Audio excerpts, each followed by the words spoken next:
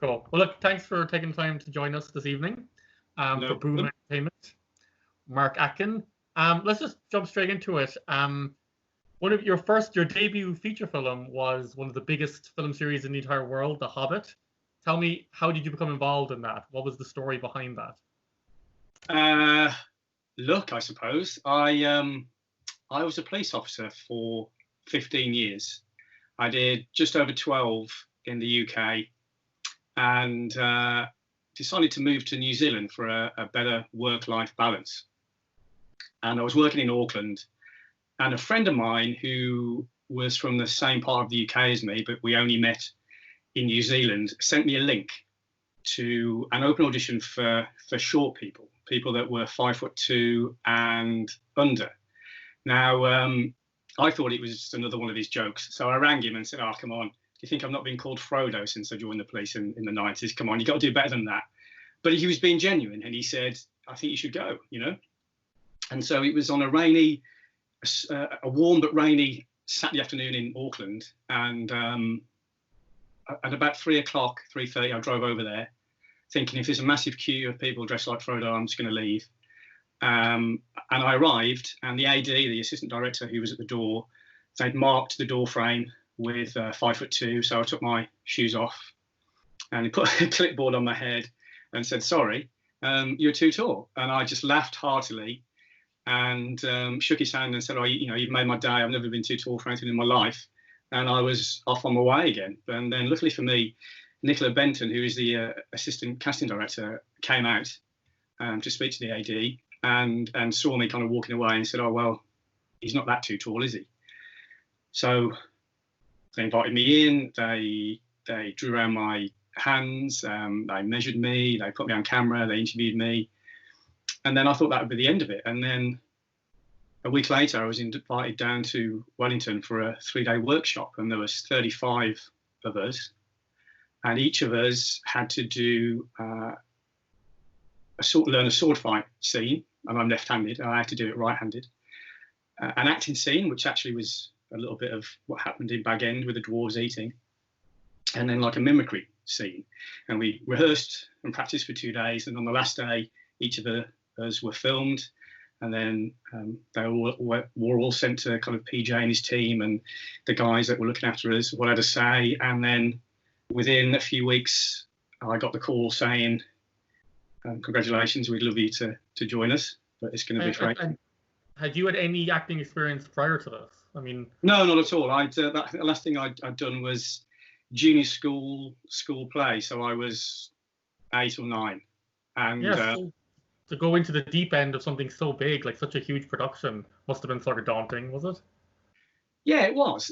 But I do think my background in the police helped me with that. You know, just the focus and the professionalism, and also there's when you don't know any better, ignorance is indeed bliss. And I just kept my head down and just worked hard really, and just listened and watched. And we were lucky. We had like a dwarf boot camp. We started like a month before filming, and we were sword fighting, learning to fall and roll with the stunt team, and horse riding regularly. And then the big guys came in, and they were doing their stuff. And then so we then kind of shifted from learning how to do it yourself to kind of learning how the actors did it, but it wasn't until right towards the end of the boot camp did we find out who we were going to be doubling for. Really, I kind of had an inkling that I would double for Richard, but you never know. You doubled for Richard Armitage, who played Thorin, obviously. Yeah, so I've spoken for very long. I do apologise, but the role I actually had was his scale double. Richard is 6'4", and so he can't stand next to a human. He can't stand next to Gandalf. He can't stand next to an elf, because he's probably as tall, if not taller than them. And so for the issues of scale, if you see maybe one of the main actors talking to Richard, and you don't see Richard's face, well, even sometimes then it was me in a mask or prosthetics, but for instance, in Bag End, when Thorin's talking to Gandalf, Ian and Richard are talking, it's actually a three-way conversation, because when Ian's talking to Thorin, it's actually me. So they would do Richard's close-ups, and then he'd be wrapped, and then I would come in and be in Richard's place for the other big guys to do their close-ups, basically. So I was very busy, but also an issue of scale. I started doing some stunt work, and there's a great scene in the first movie where there's a flashback to how Thorin Oakenshield becomes Thorin Oakenshield, and it's the Battle of Moria, and there's a slow motion scene which is me in prosthetics with Azog hammering my shield and sword out of my hand, and me taking a tumble and then defending myself with the oak where the legend comes from, and then ultimately cutting his arm off. And at the time there was a stunt guy in prosthetics fighting me, and then they decided that he didn't look scary enough, so Azog became the big white orc that we know now. So I remember going to the screening and being really nervous that they perhaps CGI'd Thorin as well, when actually they matched the movements of the new Azog to the original fight. So it was me, with of course Richard doing his heroic Thorin Oakenshield parts. Yeah. So, and then that kind of went through all three films really, that I would be like the scale double for kind of acting purposes for the other main characters, and when scale was an issue, I'd be the stunt double. Of course, he had Marna Davis, who taught me sword fighting, etc., who was his normal stunt double, but not always did that work for perspective and stuff. So luckily it was me. Sorry, my cat just jumped up there and wanted to be part of the conversation. But that kept you obviously in the thick of the action, and these films have kind of they're known for being full of kind of camaraderie between the cast and crew. Did you find, was there a very welcoming atmosphere there? Absolutely, because apart from one of the scale doubles who had been the Gimli scale double back in the Lord of the Rings, all of us came from like a normal walk of life with no acting background. My friend Leroy, who was English, he's a gas fitter. Claire was a nurse. Sophie was a student. And so we all were kind of in the same boat, and they knew that they needed us because of kind of the way we looked, but they also knew that we hadn't done anything like this before. And that was part of the workshop, really, just the basic acting skills. We had a couple of acting coaches who were Wellington actors who looked after us and just taught us the basics of acting. The stunt guys taught us the basics of sword fighting and falling, etc. We had horse riding, and then it was just going on to set. And there's an art if you don't know it, just walking up to your mark without looking where the mark is and things like that. Do you know what I mean? It's to learn the technical side of things and then look like you're not paying attention to those technical things. And so yes, and so there was each one for each of the dwarves plus a couple of extra guys, and so yeah, we all turned up in Wellington, and then shortly afterwards the main cast, which half of which were English or British, came over, and so there was this sense that we were all going to be in Wellington for a couple of years making these fantastic movies. So yeah, it was very friendly and family-like. And I remember the first time I met Ian McKellen was he'd just arrived from the UK, probably still getting over his jet lag, and he said, look, I want to go and meet the scale doubles because I know I'm going to be working with them. So, this hero of mine came walking into our porter cabin and sat down and introduced himself and asked who we were and where we were from and what our background was. And so you can't ask for more than that, really. Friendly, I'm glad to hear that. Friendly, supportive, and because of that is why I decided that I would kind of carry on in the industry, because it was such a positive, life-changing experience. And of course, you went on to, you have a few feature films under your belt now. You were recently with Dexter Fletcher directing in Rocketman. How was that experience? It was fab. I auditioned and I didn't hear anything for months, and so I thought I hadn't got it. And then I just got a call saying, "Oh, can you come to Bray next week? You've got this part." And whatever scene that they wanted the character that I auditioned for in, it kind of wasn't working. So Dexter said, "Right, let's have two of them. Let's get two of them in." And so yeah, it was great. I first time I ever had my own trailer. How cool is that? I was there for 3 days, and I haven't. You have arrived.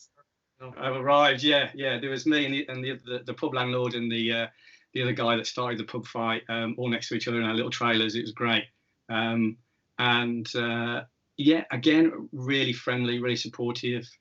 I've liked Dexter since I was a kid when he did Press Gang, and not many people remember that. And so I've always kind of watched his career, and it was great to work with him. And you could tell that he's an actor as well as a director, because obviously the pub that we were in was full of extras, and we changed the fight because he thought it looked too good. It wasn't messy enough for like a London like brawl in the pub. So we rehearsed this fight, and then he came in and changed it, which was great. And then he went round all the extras and was like, what's your story? Why are you here? Why are you in the pub? And and if they didn't have an idea, not in a negative way, in a really positive kind of energetic way, and like, okay, now you're on a first day, and just think, wow, from the point of view of an actor, to have a director that has been an actor since he was a child, it was great. Yeah. And so I got right. Yeah, it was great. But I got slapped across the face numerous times by Dave, my colleague, my fellow actor at the time. Yeah, he ended up just grabbing me by the collar and slapping me around the face, and then the whole pub descends into the fight for Saturday night. It's all right for fighting, and none of this stunt kind of missing or lightly tapping. He just slapped my face every take. So, but but obviously, actors, being in any scene is sort of like, it's a risk for you performing. But you actually, obviously, you're a stuntman as well. You do fights, and has it ever gotten a bit dicey, or is it okay?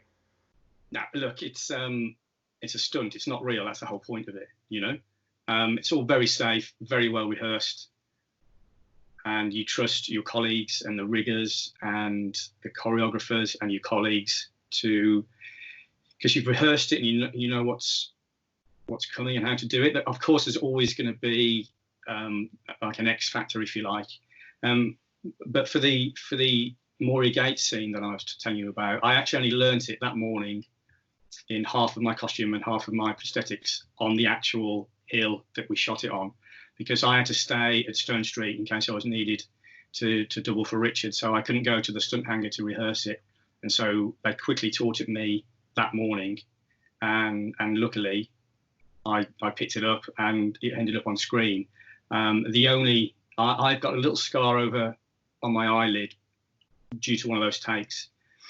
And it was simply because they told my colleague, who was the Azog double, just to really go for it, really swing, make it believable. And these things are foam or metal covered with plastic or plastic and stuff. But I mean, they can still hurt you, but they're not sharpened steel blades. And he had his mace, and I picked up the oak. And it's my fault, not his. And I just either wasn't holding it away from my face enough, or I didn't have enough tension at the time, or a combination of those things. And his first blow, I just remember it, because on the end of it, obviously looks like an oak branch. It had like a sprig. And one of them, I'd got the armour to break off because I thought it looks a bit dangerous. But one, it was just part of the metal underneath covered in foam and stuff, so we couldn't do anything with it. And he just hit me hard enough. And I just kind of felt when something kind of pokes you in the eye, and I just carried on, and I carried on for the rest of the day. And then at the end of the day, when they took my prosthetics off, I had a shiner and a little cut over my eyebrow. It was, if anybody's fault, mine. And that's you can't. Look, you're doing stunts. It is safe, but you're still swinging swords and maces at each other. Do you know what I mean? So, yeah. But no, it's a stunt. It's very well rehearsed and very, very safe. And actually, of course, you're talking to Boom now, and we're big fans of horror films. And you starred in a delightfully creepy Christmas film called Krampus. Great cast. The director, Michael Dougherty. It's tremendous fun. Must have been. It has a kind of a Gremlins flavor to it. It does. It was. I think it was a 7 or 8 week shoot. We were there for a month, and having lived in a bodysuit and Thorin's leather and suede and all crystal on my back and masks and prosthetics, I thought I was seasoned at this, but we had cloaks, each of the elves, and I was one of the hero elves. So there was 9 of us, and then there was, I think, 3 of us that were heroes. 4, I think, Trev, Ravi, Sophie, and I. And so we had a full face prosthetic and the big masks that you see, and then the bodysuits, and we all had like a hump, and then our hoods. And as soon as you put the hoods up, that were just like I was used to the layers, but I wasn't used to having the prosthetics and a big mask over the top. And also, we could literally see out of the 2 little eyes in the eyes of the mask. So literally, like, not even tunnel vision, just this. And so that was really testing, because we had the scene where I smashed through the window on a chain to attack the family, and I knock. Actually, I've got some great footage on my show reel that Mike Doherty left on his cutting room floor. I come flying through. I land. I sweep past the camera with my claws, and I thought, great, that's going to be in. He didn't. I came through. You see my feet, and then he cut to the rest of the guys running in. But that's life, you know. But it was a great stunt, really difficult. In fact, the wetter guys had to, because 2 of us went through. I went first, and then Ravi came through. They had to drill extra holes in our masks, because we could do it in full costume, because also we rehearsed it in your sports gear.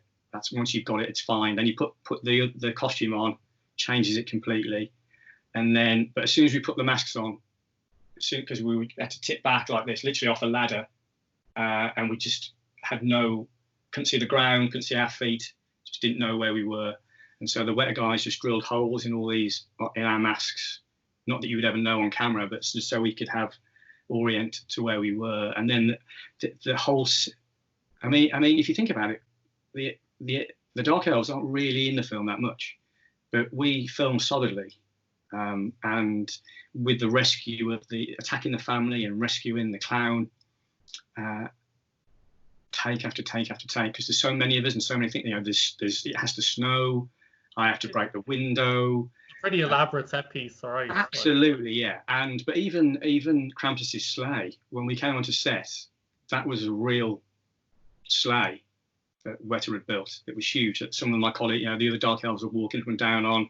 I was outside with a torch, and actually, the kind of the evil goats were local kind of movement and dancers. There were people in there, and I had to kind of walk up and down, and when they were getting feisty, kind of grab their chains and all that sort of stuff. It's just, even when you know it's not real, when you step out into things like that, it's like, wow. And yeah, like you say, the main cast were great. You know, it was great to kind of interact with those guys. And obviously they wouldn't know who we were, because they only ever saw me with either a prosthetic or a mask or both. But yeah.